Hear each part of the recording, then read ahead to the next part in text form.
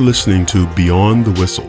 Beyond the Whistle is the show that takes you beyond the X's and O's to provide tips and advice on the business of sports and how sports professionals can advance in their careers. Beyond the Whistle is brought to you by McCants Sports, a sports executive search and sports leadership consulting firm. Learn more at mccantsports.com. Welcome to Beyond the Whistle. I'm your host, Odell McCants, and thank you for listening. If you're like me, your New Year resolutions for 2018 most likely include some kind of personal financial goal. Our guest today helps professional athletes, teams, leagues, and organizations with financial education and planning. His firm, Pursuit Sports Group, based here in Washington, D.C., goes beyond the traditional financial advisory and investment model to focus on financial education as well as reputation management and business development consulting. Pursuit Sports Group aligns all that for what they call, and I love this, developing your end game now.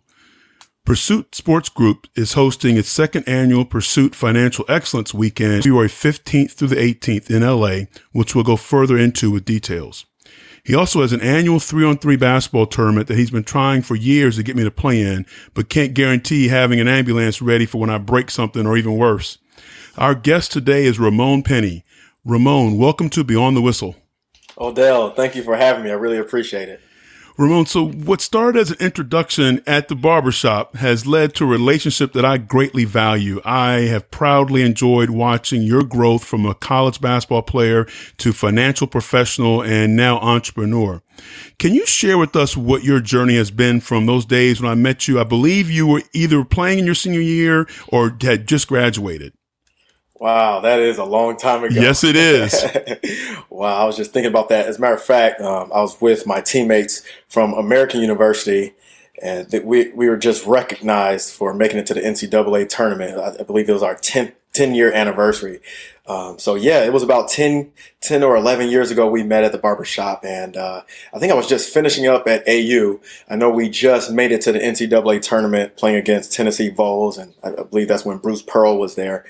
And I studied accounting, so I had a degree in accounting.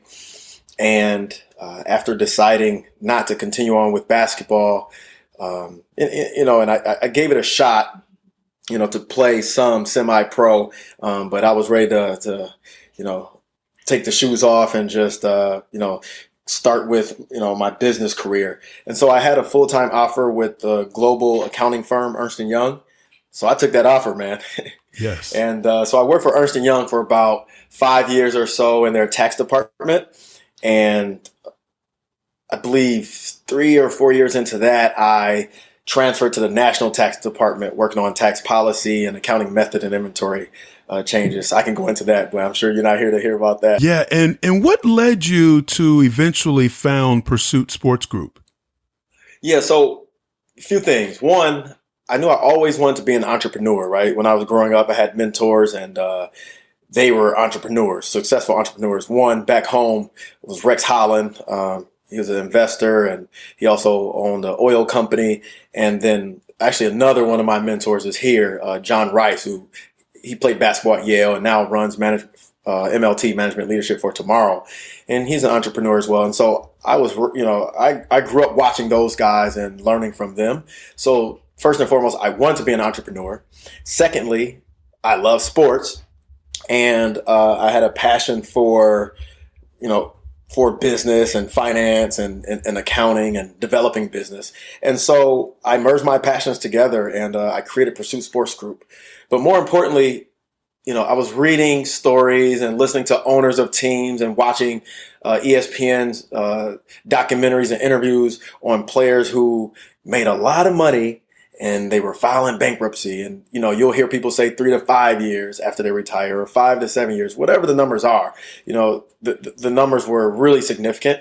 And I know some leagues will argue that, those numbers aren't true. But whatever the numbers are, I have a few friends that played pro for a long time. I have pros that are starting their careers. And there are so many instances where the pro athletes aren't ready for their next step after playing sports. And so I said, I want to create a company that could help them with some of those things. Great. And what led you to take the approach that you've taken different than the traditional investor model to what I really like is an educational approach? Yeah, no, that's a great question. The number one thing is when I went to college, I studied accounting, right? And then went to Ernst & Young and studied accounting. And I knew I didn't want to be an accountant the rest of my life or just an accountant the rest of my life. But when I was at Ernst & Young, I learned so much about preparation and just learning more about the accounting world and industry. And that's just like if you're playing a sport, right? Really learning how to perfect your craft. And so that's what I did. But it took a lot of preparation, a lot of learning, a lot of education. And so I said, what if we took that exact same approach and use that for athletes, right? Having them prepare to make prudent financial decisions, having them to prepare for life after sports. And I thought, well, there are a lot of financial advisors out there that could help them with this. But a lot of the financial advisors, as you said earlier, they don't take the time to fully educate their clients. And some do. I'm not taking away from all. Some do. But there are a lot of them that don't. A lot of them want to, take the money and go from there. So I said, well, what if we can assist the financial advisor or assist the athlete at the same time and provide the financial education? And so that's what I said. I said, we could make that happen.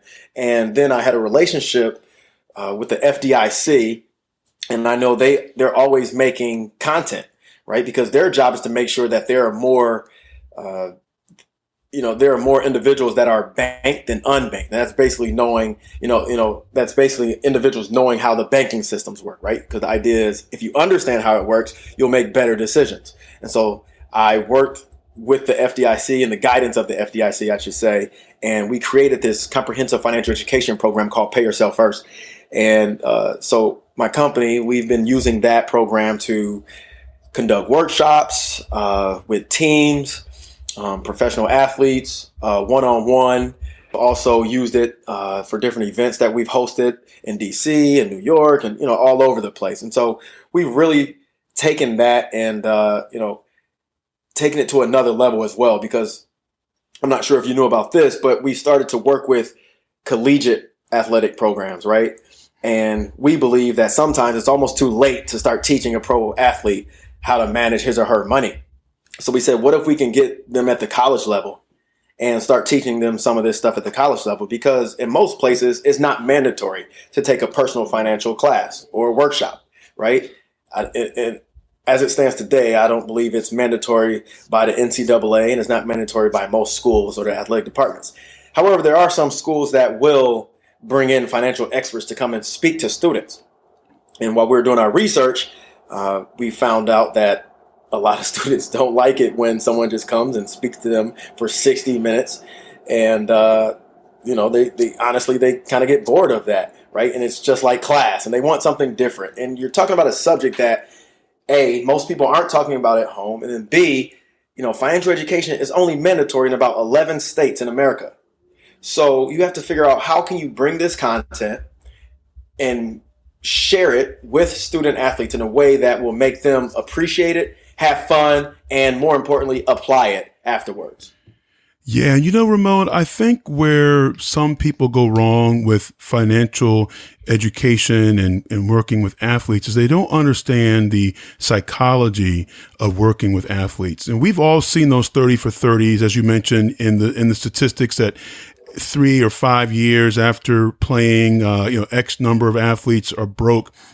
But when you're speaking to an athlete at the professional level, they have overcome just about every odd or challenge to make it. So when you take the approach of, hey, 80% of, and I'm just throwing these numbers out here, 80% of all athletes are broke after 5 years from playing.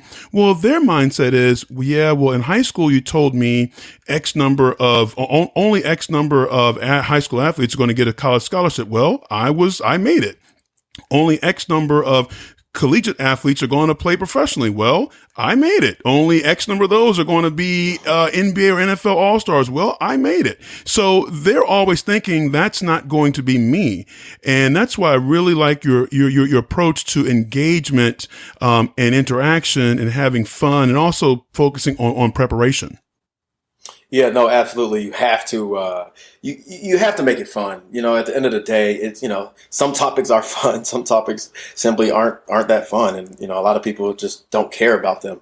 And then another thing is, those folks that have the money, a lot of them they're comfortable with paying someone to take care of that for them, right? But sometimes that's where there are some issues, right?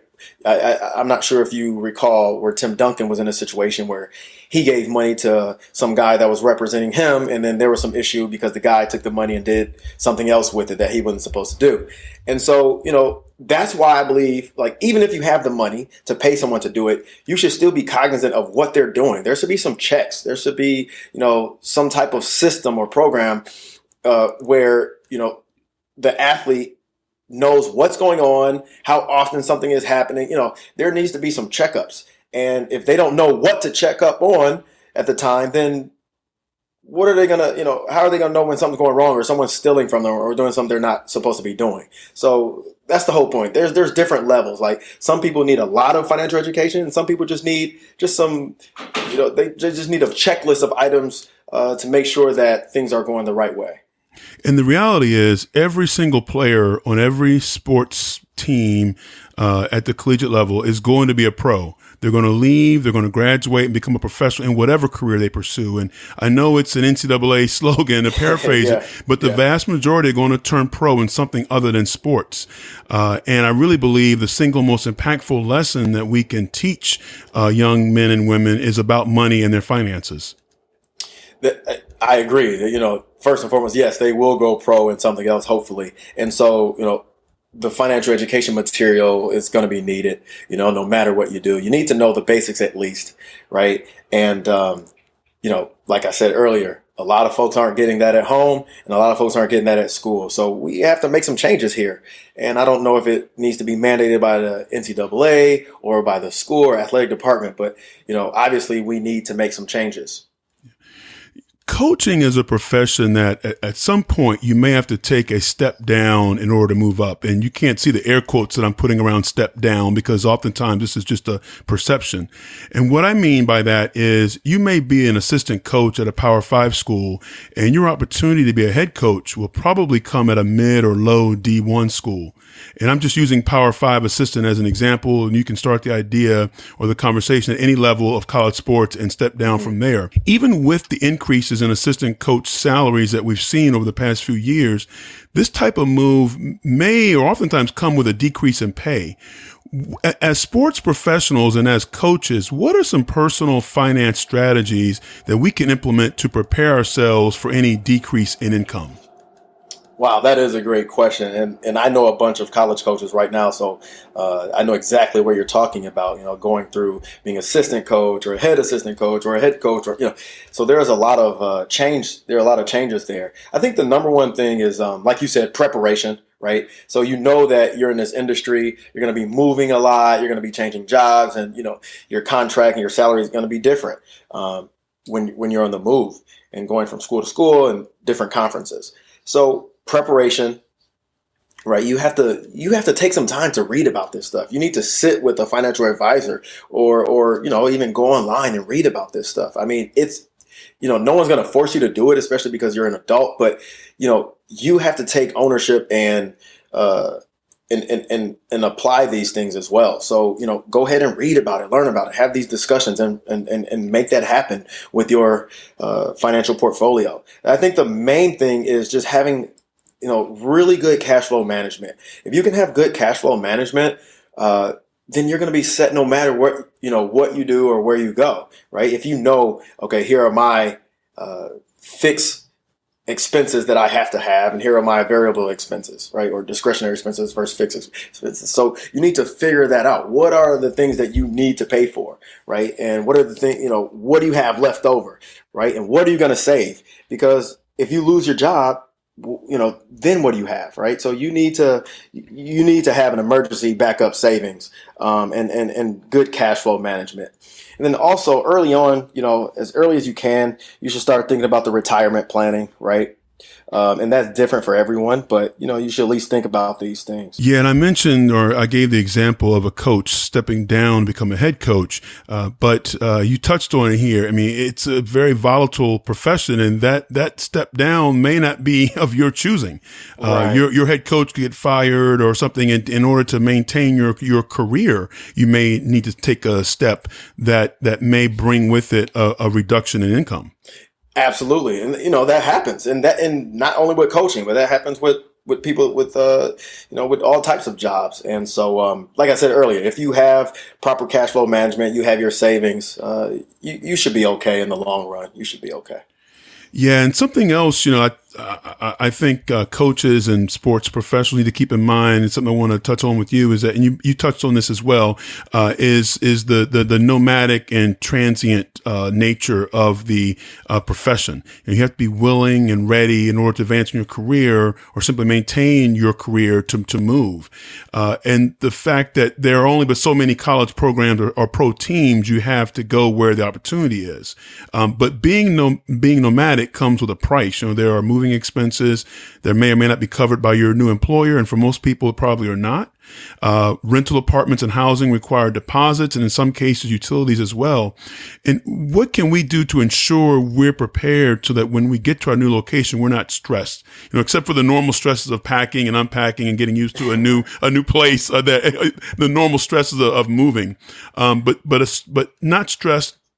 Not having the stress of how am I going to live so that I can truly focus and be ready, hit the ground running in my new position. Yeah, no, that's a great question, and athletes need to think about the same thing. But for coaches, I just go back to just the simple thing about being prepared, right? You're going to have this job, or maybe you don't know how long you're going to have this job for, but you need to prepare. You need to figure out, what does it cost to move? What does it cost to do X? What does it cost to do Y? Or is it, you need to figure these things out. Take some time to figure out, what are my costs, right? What do I need to do? What do I need to accomplish, right? And can I make some changes? Can I do less of this? Can I eat out less? Can I pack a lunch? Or can I buy less suits or something like that? So figuring out what you need to do and how much it costs, I think that's the first step. Because here's another thing I'm thinking about is, if you can figure out those things and say, okay, I'm comfortable with doing this. What if you can negotiate in your contract saying, hey, I can comfortably afford for these things. Can you guys help me with some of these things? They may say, oh yes, we offer this type of program, or we can assist you with this, or we can pay your first month deposit. So, not being afraid to speak to your employers, to speak to the athletic department and say, hey, can we increase my salary just a little bit? Or can you guys work with me or help me with the first month deposit or something like that? So, you never know. And what's the worst thing that could happen? They could say no. I mean, I think it's worth a shot to at least try and see. Romone, going back to working with collegiate athletic departments and their teams, what do those programs look like when you're working with a men's or women's basketball team or a soccer team or something like that? Yeah, I mean, for me, it's really fun because I played sports. I was a collegiate student athlete, and we used to have speakers come in, not really talk about money, but we had different speakers come in. And I thought that was really cool and fun to learn from them, and I tried to build a relationship with the speakers. So first and foremost, I think it's fun to have have an outsider come in, but then to talk about financial education, I think that's just. It's uncharted territory, right? Because we're talking about it, we're having fun, and the kids are learning, and ideally they're applying the things that they're learning. To be honest with you, it's been tough initially because a lot of programs, the first thing they say is student athletes are so busy, they don't have that much time to add more workshops, which I understand. My thing is, if we're going to talk to them about alcohol abuse or sex abuse or, things like that, well, your personal finances, that's gonna, you're gonna need that right now and later in life. So we need to include that as well, right? So we get that a lot. Like a lot of the athletic programs are saying, we don't have time. That's one thing that I find is pretty difficult.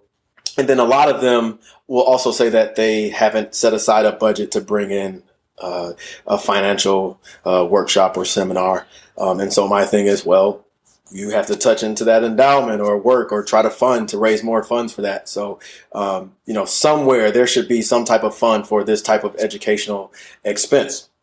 So those are the two issues that we see the most. And so we're trying on our end to figure out, okay, how can we make it so it's time efficient for the athletic program and for the student athletes? And at the same time, how can we make it so it's more affordable for the athletic department, right? I mean, obviously we need to make money, but at the same time, we have to make sure that it's affordable. And so we're looking at that right now. So one of the things that we're looking to do, and hopefully within the next 2 or 3 weeks, we'll have this ready, is the subscription, a monthly subscription that we're looking to with our financial education workshops, seminars, and materials.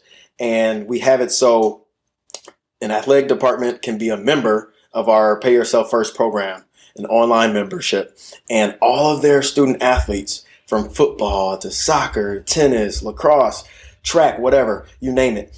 All the players, all the student athletes will have access to our program where they can go in, and it's not forced by the university as well, because sometimes kids sometimes they feel pressure to do this. There's no pressure, but we just want to let them know the university is a member of our program, which means that you have access to all of this financial education programming. And on top of that, there are games, there's two-way communication. So another athlete can speak with another athlete or comment on another game or activity. And it's all about financial education, of course. And also the coaches can see what they're reading, can see what they're doing. And more importantly, we're going to have checklists on there. We call it the financial stat sheet. It's like as if you're getting rebounds, points, and assists. We'll figure out, it'll have check boxes on there for cash flow management, retirement planning, risk management, investing. The things that they can do at that age and at that stage of their careers. And so that checklist, I believe, is really important because it takes the educational items and then it makes sure that they're, doing the things that they can do to make sure that they're set for the real world. And, when it comes time and money, of course, none of us have enough of either one, but we're Right. really talking about priorities. And even I know financial literacy and practice, it's really about, and financial management is about priorities. But we're in an age now where athletic directors and coaches are going to have to really show how they groom and train and educate young men and women to be productive citizens and productive adults, beyond just saying it in your recruiting. And that goes for personal relationships, personal financing. We're seeing that in real time here. And also for coaches and athletic directors, this can be a differentiator on how you run your program as well. Absolutely. And that's what we're saying now. We're saying, hey, this is a recruiting tool because everyone's not doing it, right? There aren't that many programs that have regular financial workshops and, that provide this for their student athletes, right? So this is a recruiting tool, especially for right now because it's uncharted territory. Also, what we're saying to teams now or to athletic departments now is, what if we created a program where your school commits a certain amount of dollars for each student athlete who completes all of our courses, right? So at the end of their freshman year, they get $50 towards their savings account. After their junior year, they get 75, so on and so forth. So, whatever the amount, the school determines. But what if we can pay them to actually take these courses and complete these courses? So they're learning, they're having fun, they're getting money towards their savings account, and yes, it's going to cost the athletic department a few more bucks, but, I think it's worth it at the end of the day. And then when the kids leave school, they're going to say, yes, our school took good care of us. They made sure we had financial education courses. And now I know what a 401k is. And now I know what a 529 college saving is. But, and now I have a really strong savings account. And not to say that some student athletes don't already have that or don't have the knowledge, but the majority, they do not. Ramone, we got to be careful when we're talking about paying athletes. but and I'm not gonna take us down that rabbit hole, and that's a whole nother conversation. But that is an example of when the conversation comes up of compensating student athletes. That is an example of somehow creating a model that provides something and I'm not going to say the words payment and all these things, but something for when that student athlete graduates with their diploma in hand, that they now have a start in life financially as well. Right. Well, no, well, I think paying them for doing something related to, their time, their education and their financial livelihood after school. I think that's different, because we could say each freshman student athlete will get this amount. Each sophomore student athlete will get this amount, so on and so forth. Only if they complete these courses, right? And if they, fill out these check boxes, if they can check the boxes, right? So, but like you said, yeah, that could get complicated. But, I think that would be an interesting way to reward them as well and create more incentive for the students to, complete the financial education courses and stay on track with that. Absolutely. So, Romone, when we're recording this, we're about a week away from your NBA AllStar Weekend event, Pursuit Financial Excellence Weekend. What does that event entail, and how can one attend if they're going to be out in LA for AllStar Weekend? Thank you so much for asking and bringing that up. Really appreciate that. Yeah, so this is our second one. We did the first one in New York when the NBA All-Star Weekend was in New York. And I just want to be clear that we have no affiliation with the NBA whatsoever. I mean, we met with them to potentially provide financial education for their teams. And so, we're still looking forward to that. But this is our event. And we did it during the NBA All-Star Weekend because, yes, we do have some NBA clients and WNBA clients. And we know that is really an exciting weekend. I'm not sure if you've ever been to an NBA All-Star Weekend, but it's extremely exciting. It's fun. You have a lot of pro athletes in attendance. You have a lot of entertainers in attendance, and a lot of people attend those events. And we said, well, we know we're going to have everyone together in the city at the same time. Let's get together and let's celebrate financial education. Let's talk more about, financial awareness. And let's also, share some successful stories that athletes and entertainers are currently doing. And so, there's three things that we focus on for this 4-day event. It's educate, empower, and encourage.